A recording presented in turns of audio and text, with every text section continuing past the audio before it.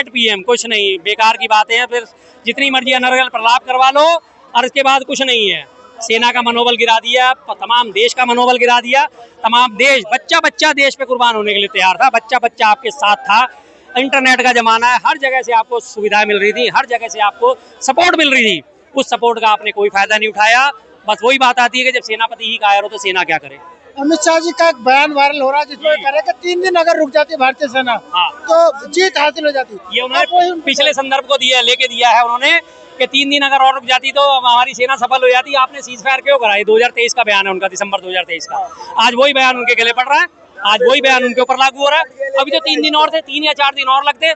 बाकी हमारे तमाम गोदी मीडिया ने तो सब कुछ कब्जे में ले ही लिया था।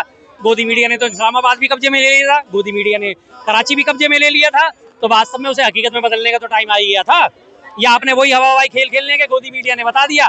इस्लामाबाद कब्जे में, कराची बंदरगाह हमने खत्म कर दिया, पोर्ट हमने खत्म कर दिया, नेस्तो नाबूद कर दिया। तो वाह भाई वाह, और बस हम खुश हो जाए। बच्चों को छोटी छोटी कहानी, बेटा एक परी आएगी वो रात को तुम्हारे को झटीक करके चली जाएगी। जैसे छोटे बच्चों को समझाते हैं ना, आपने देखा होगा अक्सर परिवार में जो छोटे बच्चे होते हैं चलते चलते नीचे गिर जाते हैं। अरे अरे बेटा गिर गया, कोई बात नहीं, ओहो इसने तो मार दिया, हट हट मेरे बच्चे को मार दिया।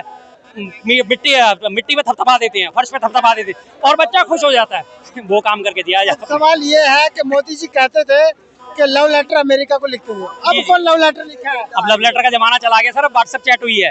उन्होंने अपने बयान तो दिया है ना कि हमने रात भर चली बातचीत के बाद ये फैसला करा कि हाँ सीज फायर कर लेना चाहिए। तो लव लेटर हाथ से लिखने का तो जमाना चला गया, अब तो व्हाट्सएप पे चलता है। अब तो व्हाट्सएप चलाया उन्होंने रात भर, व्हाट्सएप के चलाने के बाद सुबह पूरे देशवासी स्तब्ध हैं। रात को हमारे को ट्रंप ने स्तब्ध कर दिया, सुबह आगे हमारे सेना ने और हमारी सरकार ने स्तब्ध कर दिया। हम सोचे बैठे कि इस बार ये पाकिस्तान का मामला जड़ से खत्म हो जाएगा। ये कुत्ते की पूंछ है जो हमेशा भागती है तो दुम दबा के भागती है, तब भी टेढ़ी होती है, और अगर गुर्राती है तो पूंछ ऊपर करके करती है, तब भी टेढ़ी होती है। इस बार इस कुत्ते की पूंछ का काटने का हमें मौका मिल चुका है, लेकिन वो मौका हमने फिर गंवा दिया। हम चाह रहे थे कि इस बार छठी का दूध इसे याद दिला दिया जाए, लेकिन फिर वही फेल हो गए। अल्टीमेटली कितनी उम्मीदें थी पाकिस्तान को लेकर? देखिए जी, हकीकत तो ये है कि उम्मीद तो उनसे कोई नहीं थी, लेकिन जब ऐसे हालात पैदा हो गए थे, हमने पहले दिन से ही तहे दिल से मोदी जी को कहा था हम आपके साथ हैं। तमाम विपक्षी पार्टियों ने कहा हम आपके साथ हैं, बच्चे ने कहा हम आपके साथ हैं, देश की आबादी महिलाओं ने कहा हम आपके साथ हैं। तन से मन से धन से सबने इनको सपोर्ट दी थी। इस नापाकिस्तान का खेल जड़ से खत्म कर दीजिए इस बार। कांग्रेस विपक्ष कितना साथ था मोदी जी का, वो डीडी न्यूज ने बताया ना, गद्दार लिखा। वो डीडी न्यूज की गद्दारी है, लेकिन आप ये देखिए कि 22 तारीख को हमला होता, 24 तारीख को CWC की बैठक हुई थी। खड़गे साहब, सोनिया जी और राहुल गांधी जी सारे मौजूद थे। सबने संवेद स्वर में बोला था कि हम आपके साथ हैं, आप आगे बढ़िए। उसके बाद 3 बार बैठक हो चुकी CWC की, कांग्रेस वर्किंग कमेटी की।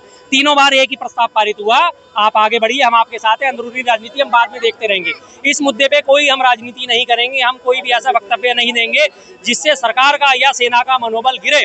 और यही फैसला लिया गया था और यही फैसला लागू करा गया।